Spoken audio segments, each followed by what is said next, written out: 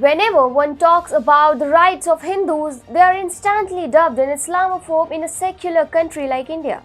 However, the semantics are a little different in the Union Territory of Jammu and Kashmir. A unique word called Kashmiriyat is often espoused in front of Hindus and politicians whenever they try to challenge the status quo of the region. Mind you, Kashmiriyat is nothing but a fancy word used to describe the supremacy of Islamists in the region, a region cleansed of the population of Hindus by a brutal genocide. However, challenging the said concept of Kashmiriyat, the Indian government has taken its final step towards redrawing the assembly constituencies of the UT, and it has sent the neighboring terrorist state of Pakistan into a fit. Hi and welcome to TFI English, the national socio-political analysis arm of the TFI media group. I'm your host Tanya, and in this video, I will explain how the delimitation exercise in Jammu and Kashmir is setting Pakistan's posterior on fire. Let's begin. A day after Delimitation Commission headed by Justice retired Ranjana Desai signed the historic final order on redrawing the assembly constituencies of Jammu and Kashmir, Pakistan has lost the plot. Reportedly, Pakistan's Foreign Office on Friday summoned India's charged affairs and handed a demarche conveying Islamabad's categorical rejection of the Delimitation Commission report. The Pakistan Foreign Ministry told the Indian diplomat that the Delimitation Commission was aimed at disenfranchising and disempowering the Muslim majority population of Jammu and Kashmir. In other words, Pakistan's definition of Kashmir, which is shared by Indian seculars as well as the Islamo-leftist cabal, was being threatened by the report. Calling the report and the exercise illegal and unilateral, Pakistan's ministry stated, any illegal, unilateral and mischievous attempt by India to allow disproportionately higher electoral representation to the Hindu population to the detriment of the Muslims is a mockery of all norms of democracy, morality and India's obligations under the UN Security Council and resolutions and international law. Pakistan's rant on India's sovereign right is deplorable, to say the least. Pakistan fears that the delimitation exercise will clear the path for a nationalist party in the erstwhile state and will become an impediment to its nefarious agendas for the valley and beyond.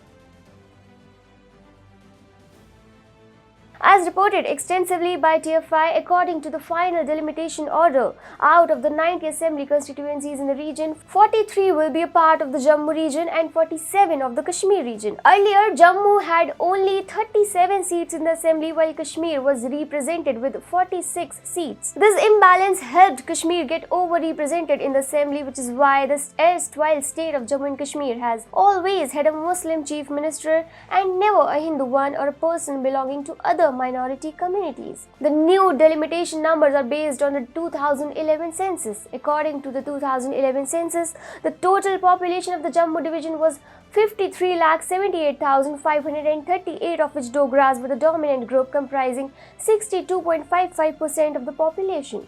Jammu has 25.93% of the area and 42.89% of the population. Against this, the Kashmir division population in 2011 was 68,88,475 with 96.40% Muslims. Though it has 15.73% of the state's area, it holds 54.93% of the population.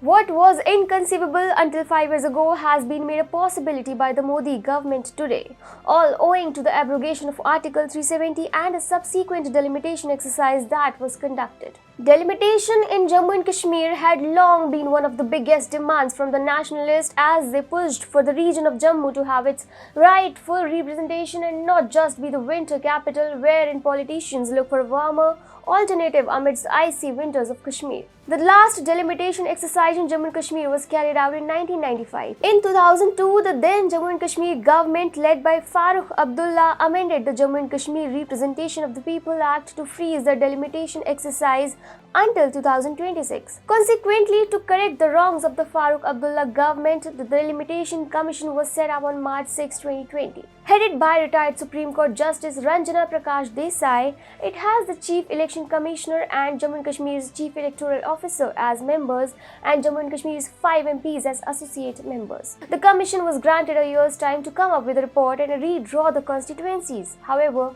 owing to COVID and a few National Conference MPs boycotting the commission proceedings, meant that the first draft was only presented earlier this year in January.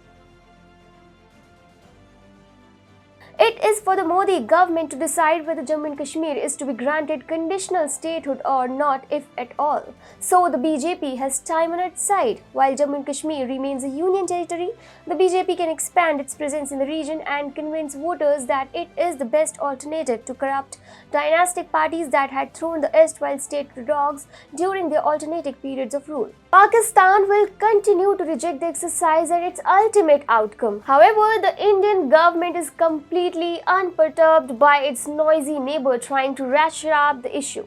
The UT is moving ahead with the delimitation and Islamabad cannot do anything about it.